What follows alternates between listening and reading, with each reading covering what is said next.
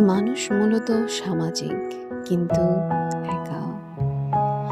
সমাজের এই একটি প্রাণী যে পুরোপুরি সামাজিক খেতাব নিয়েই একা। কেউ শেষ বয়সে একা হয়, কেউ অল্প বয়সে।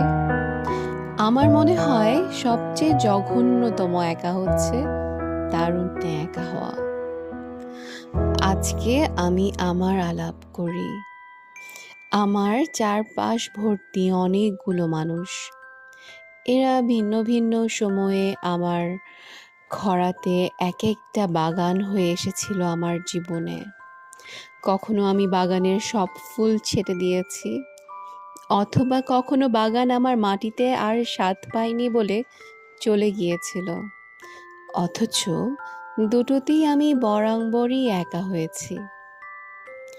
অনেকেই বিশ্বাস করে একদিনে ম্যাজিক্যাল কিছু হয়ে যায় না। আমি বিশ্বাস করি হয়। বোধ বাড়ে, সহ্য ক্ষমতা বাড়ে, মনে প্রাণে বিশ্বাস বাড়ে, কে আমার কে আমার নয়। অথচ এই গত কয়েক মাস ধরেই আমি বন্ধুদের সাথে মিশেছি, রেস্তোরাঁয় যাচ্ছি, ক্লাস করছি, ছবি তুলছি, ফেসবুকে ইনস্টায় পোস্ট করছি।